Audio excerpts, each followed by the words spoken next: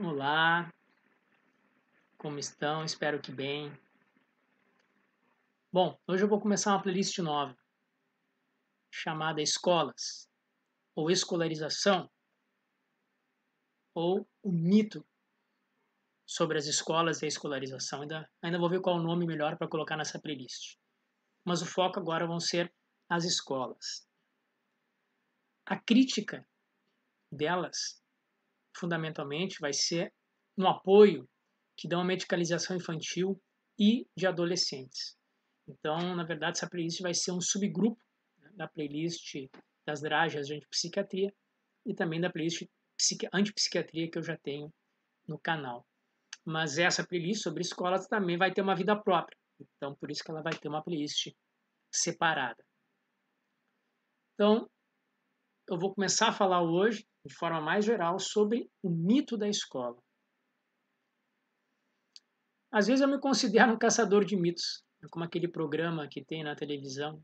Só que eu caço mitos epistemológicos, lógicos, conceituais sobre a linguagem, o mito da doença mental, o mito do pensamento positivo, que eu escrevi no blog da Epoqué, no site da Epoqué semana passada, o mito do estoicismo como fortaleza individual, o mito da meritocracia como justiça social. Também existe o mito da escola. E esse mito é que ela trabalha para melhorar o desenvolvimento pessoal integral do ser humano, está preocupada, antes de tudo, com a humanidade no ser humano e que não carrega outros valores que não sejam os valores humanos e sociais. Isso é um mito. Por quê? Fundamentalmente hoje, tem uma história isso, mas hoje a escola é a escola empresa. Isso quer dizer que ela ou está fundamentada nos valores de mercado, ou os aceita placidamente dentro das suas propostas pedagógicas. A escola não está aqui mais para mudar a sociedade, mas para manter e fomentar cada vez mais o status quo dominante que tem no capitalismo, no consumo, na produção e no individualismo as suas bases fundamentais. E essas bases fundamentais são os elementos estruturantes da cultura norte-americana, o que nos torna, enquanto Brasil, um papagaio deles, os norte-americanos. Já somos uma colônia cultural dos europeus. E agora somos uma colônia, somos há muito tempo, né? Já somos uma colônia territorial, digamos assim, melhor dizendo, dos europeus. E agora somos uma colônia cultural, né, dos norte-americanos. Isso invade muitas áreas da nossa vivência, né, da nossa experiência de vida. Política, financeira, econômica e também na questão das escolas. O Roberto Gomes, num livro que eu li há muito tempo atrás, que é A Razão Tupiniquim, ele fala naquele livro sobre a razão brasileira que não existe não existe a partir das suas próprias origens, mas sempre a partir de fora. Isso em todos os âmbitos, incluindo o pensamento filosófico, que seria uma filosofia brasileira. E é incrível porque nós temos hoje uma música brasileira, uma comida típica brasileira, muitas vezes regionalizada, mas não temos um pensar brasileiro fora das categorias coloniais, seja europeias, seja norte-americanas. E a escola, ela entra nisso.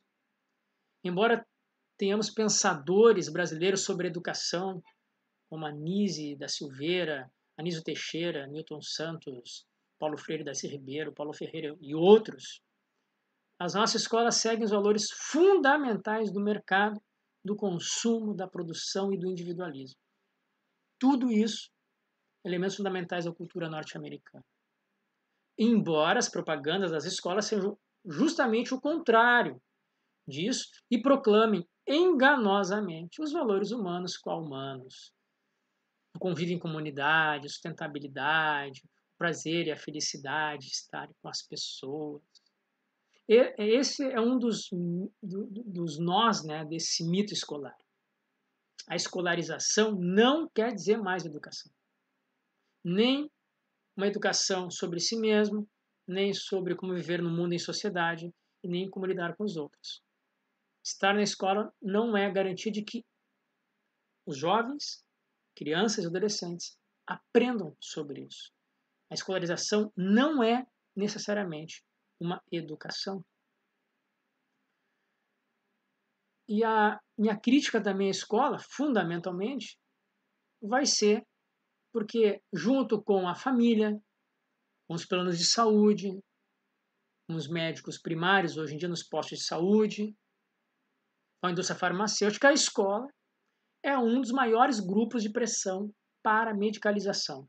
Infantil e de adolescentes é a que mais atua nesse sentido de colocar pressão para a medicalização infantil de adolescentes.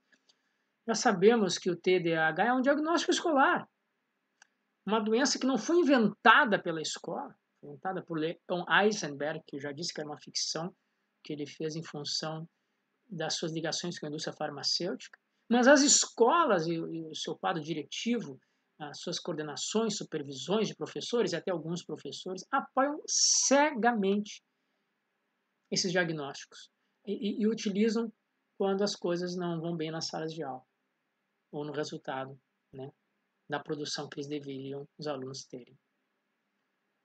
As escolas, assim como a psicologia hoje se acercam cada vez mais da psiquiatria, da indústria farmacêutica, né? E as escolas também aceitam passivamente, né, o rótulo desse comportamento infantil e adolescente e assumem assim a ignorância ativa, ou seja, decidem não investigar mais e permanecer na ignorância como se isso não fosse coisa deles, não tem nada a ver com isso, mas acontece dentro da escola. Então, a partir de hoje eu vou fomentar aqui também vídeos sobre o mito da escola. Sobre o mito da escola inclusiva, da escola educadora. E vou começar hoje por um autor português chamado Rui Canário, um livro que eu já li há muito tempo, que é A Escola Tem Futuro, das Promessas às Incertezas. Hoje vai ser um apanhado mais geral sobre a questão, né? Mas eu vou colocar aqui alguns das categorias das quais, nos próximos vídeos, eu vou começar a discorrer sobre esse assunto. Então, nesse livro do Rui Canário, A Escola Tem Futuro, ele fala sobre a crise da escola. Ou seria a crise da educação? Mas o que tem a ver escola com educação? Escola, o que é escola? É um prédio, tijolo, professores, instituições, políticas, coordenação, pátios. Mas isso é educação? A escolarização melhorou a educação? Várias formas de a gente pensar o que seria educação. Mas, de alguma forma, toda a educação tem uma relação entre ensino e aprendizagem. Eu lembro que eu estava indo para a graduação de filosofia, eu ia falar exatamente sobre, fazer a apresentação sobre as escolas, faz mais de 10 anos atrás.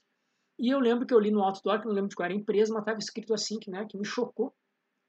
E eu gravei isso na hora que eu passei pelo outdoor na rua. Dizia assim: mais vale o que aprendo do que aquilo que me ensinam. Fantástico, né? Porque mostra a cisão, a não necessária relação entre aprendizagem e ensino. A gente sabe que o ensino, por mais competente, sofisticado que seja, não garante que haja aprendizagem. E, como diz Rui Canário, a maior parte das nossas aprendizagens não é resultado de uma atividade de ensino. José Pacheco também, um grande educador de Portugal também, que é da Escola da Ponte, que formou a Escola da Ponte, ele dizia que ele tem certeza de que as crianças aprendem muito mais na escola durante o recreio, nos 15, 20 minutos que elas têm durante o recreio, do que sentadas olhando para o quadro durante as aulas.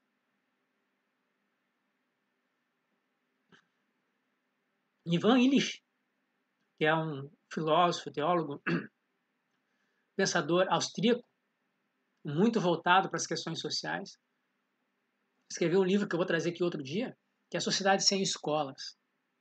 Eu vou ler agora aqui uma citação do livro dele. É fora da escola que toda a gente aprende a viver. Aprende a falar, aprende a pensar, a amar, sentir, brincar, a desembaraçar-se, a trabalhar. As crianças que dia e noite são confiadas a professores não constituem exceções à regra. Quer sejam órfãos, débeis mentais ou filhos e filhas de professores, aprendem eles também a maior parte do seu saber fora do sistema educativo, que tão bem definiram para eles. Aprendemos, né, obviamente, nessa educação informal não escolarizada, e que a escola não necessariamente nos ajuda nisso, mas nós aprendemos com nós mesmos, nós aprendemos com os outros, nós aprendemos em relação ao ambiente que estamos inseridos, não somente na escola. O que é? Para que serve a instituição escola?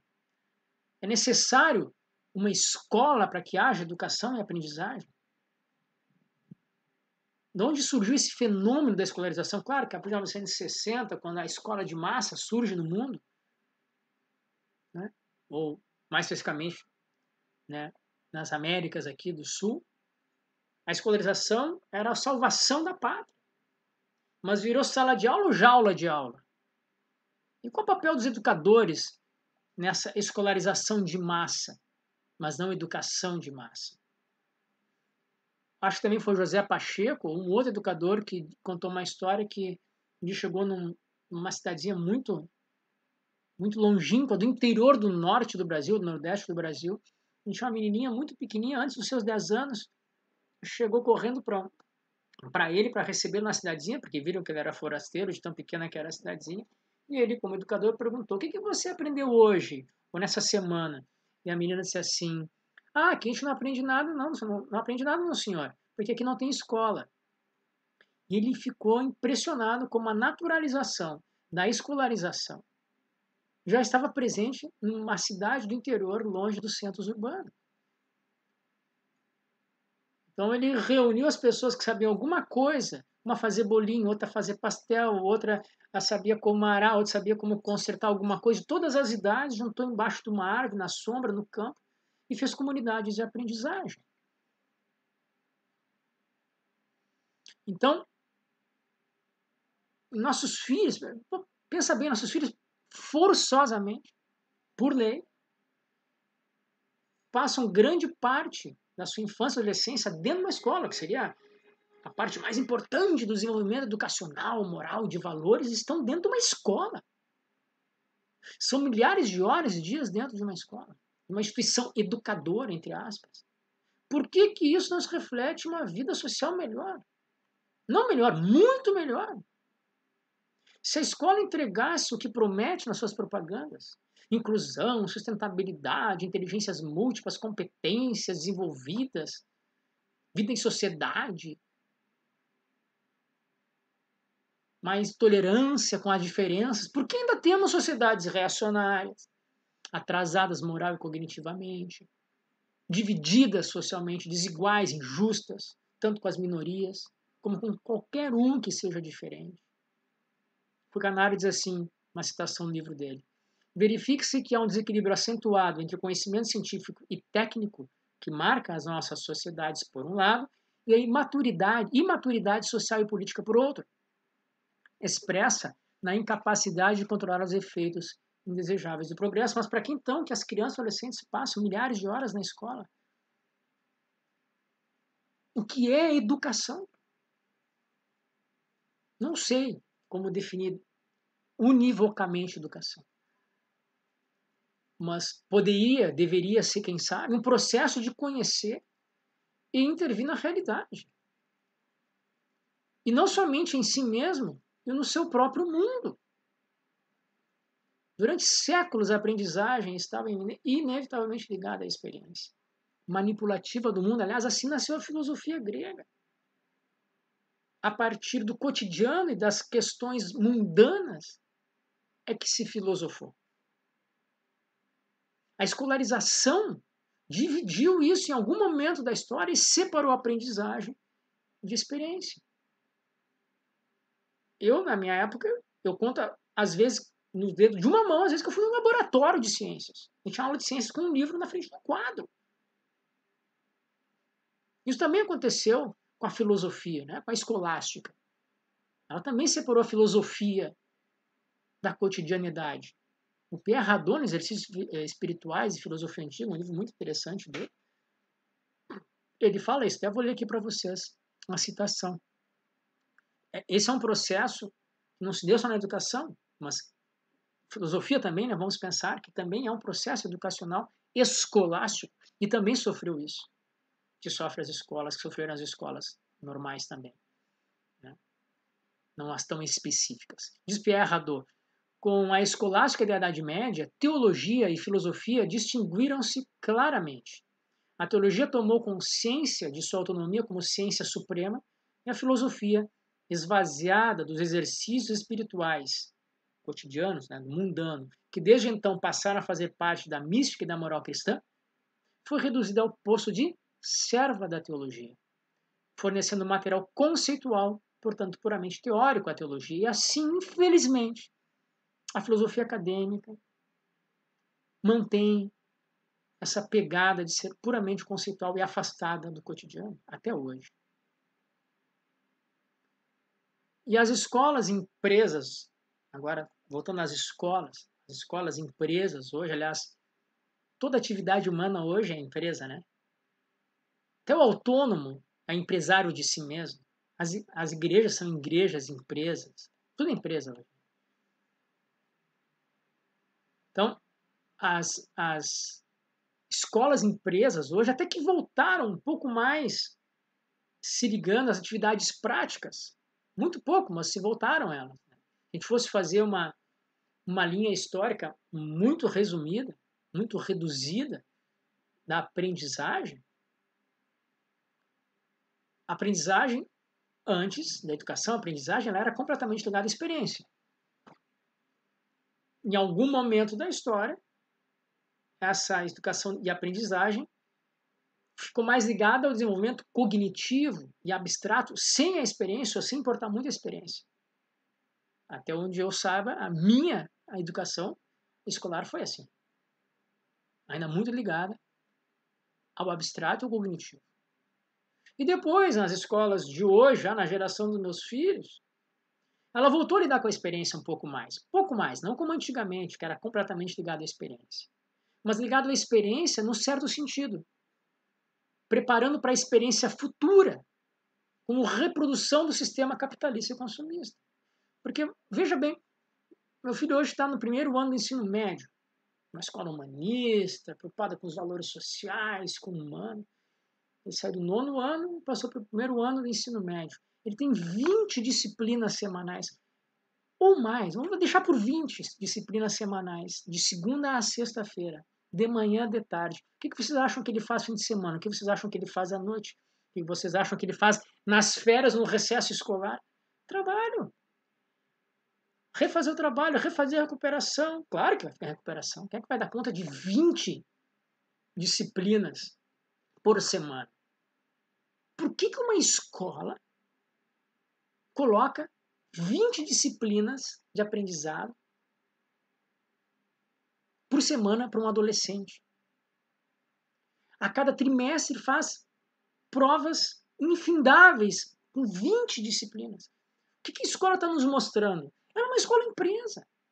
Ela está preocupada com o futuro, a prática do futuro, então já está tratando o adolescente como se fosse um adulto. Olha só, meu filho, a vida adulta é assim. Se trabalha que nem um louco, de segunda a sexta, vira a cabeça para baixo, olha só para o curto prazo, no máximo no final do mês. Quando dá, olha no final do ano, para ter 15 dias de férias, e essa é a vida de trabalho, de produção. Sem ter tempo e capacidade e ânimo para pensar a médio e longo prazo. Os seus prazeres não estão ligados sempre aos 5 sentidos, que isso é o consumo. Ao melhor celular, o melhor computador, aquela viagenzinha, aquele melhor carro, aquela melhor roupa de marca. É isso que essa escola está mostrando, meu filho. Ela está mostrando o paradigma adulto, da vida adulta. Ela está reproduzindo a vida adulta na vida do adolescente. Mas diz que é uma escola humana, voltada para os valores humanos, para a espiritualidade. Vou mostrava-se duas situações aqui. Pensa em escola-empresa. Duas situações. As nossas escolas são, em um certo sentido, empresas, em que as matérias-primas, isto é, as crianças, têm de ser moldadas e transformadas em produtos. As especificações para a manufatura provêm das exigências da civilização do século XX. E a tarefa da escola é construir seus alunos de acordo com as especificações apresentadas. Isso exige boas ferramentas, maquinaria especializada, medidas contínuas de produção para ver se o produto está de acordo com as especificações, eliminar gastos na manufatura e uma grande diversidade do produto. Cubberley, 1916. Descreve a realidade de hoje. Aqui, de maneira mais crua. Hoje, fantasiada nesse mito da escola inclusiva e humana. Outra citação. Uma escola de massas corresponde a uma linha de produção dividida ordeiramente em disciplinas, ensinadas em unidades de tempo pré-estabelecidas, organizadas em graus e controladas por testes estandarizados, destinados a excluir as unidades defeituosas e a devolvê-las para a reelaboração. Robert Reich, final do século XX. 80, 90 anos de diferença entre uma citação e outra. E a descrição do real, fora essas camadas de fantasia dessa escolarização, dessa escola plural e preocupada com o social e com o comum, com os valores humanos, tira essa fantasia, é o que acontece. Essa reprodução. Me explica, agora pega as 20 disciplinas que meu filho tem que ter durante a semana e coloca em comparação essas citações, está explicado por quê. Qual a consequência dessa escolarização institucional? Várias. Uma, que os alunos com matérias-primas para o mercado de trabalho e sistema capitalista e consumista, ou seja, eles são uma peça na engrenagem que tem que continuar funcionando. E a escola está no meio disso, não só como empresa, como fomenta que isso continue. Uma outra consequência seria, por exemplo, a escola estar focada, já que ela é uma empresa, no resultado da produção do conhecimento individual de cada aluno, matéria-prima que eles têm. Não no aluno em si, nas suas questões pessoais ou humanas. Esquece, isso não existe. Uma outra consequência é a medicalização para essas matérias-primas efeituosas. E aqui todas as escolas entram com um prato cheio, como um dos maiores grupos de pressão nas famílias e na sociedade para a medicalização infantil e adolescente. E aqui vai ser muito da minha crítica. Uma outra consequência é a aceitação, né? A escola acaba sendo conformista ao status quo da sociedade de mercado e dos valores de consumo. Da ética individualista, que é essa ética que é a base da meritocracia enquanto justiça social, essa coisa aberrante que é meritocracia e justiça social, querer fazer as duas coisas que são oxímoras, como se fossem da mesma cepa e não são. Aceitação do sistema capitalista de consumo. E uma outra consequência dessa institucionalização escolar é o analfabetismo funcional, que é um termo cunhado aí por um alemão, não sei se no início do século passado ou até no final do século retrasado, mas acho que foi no século XX que ele cunhou esse termo, onde as pessoas funcionam, saem da escola funcionando, elas conseguem ligar as palavras, fazer uma ligação mecânica entre palavras e uma frase, mas não conseguem compreender o que está ali, não conseguem significar, dar significado e receber significado daquilo que leem.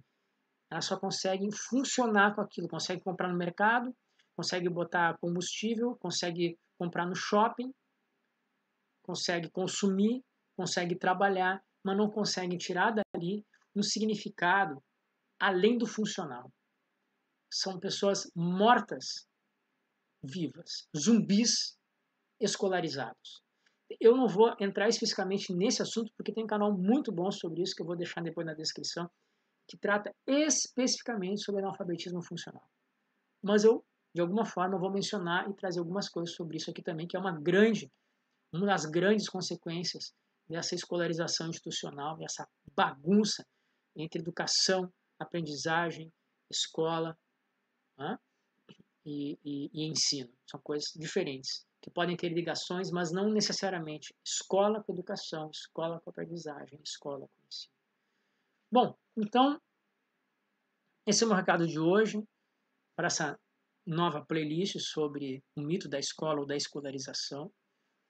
Se quiserem dar like, então, compartilhar, comentar e sugerir, né, questões para essa playlist aqui para o canal, para que a gente possa crescer, para que o canal possa crescer, para ele ter mais acessos e assim chegar a mais pessoas que vocês acham um assunto relevante e importante socialmente, por favor, né, compartilhem, deem like e comentem, que ajuda bastante. Quem sabe um dia até, né, o canal possa ter uma comunidade, né, do próprio canal, mas aí para isso é preciso chegar aí, se não me engano, a 1000 inscritos no canal ou algo assim, e hoje o canal está aí na faixa dos 350 inscritos.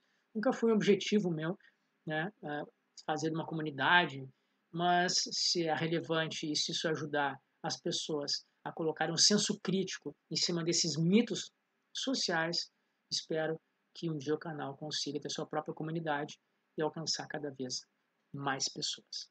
Muito obrigado e até o próximo vídeo.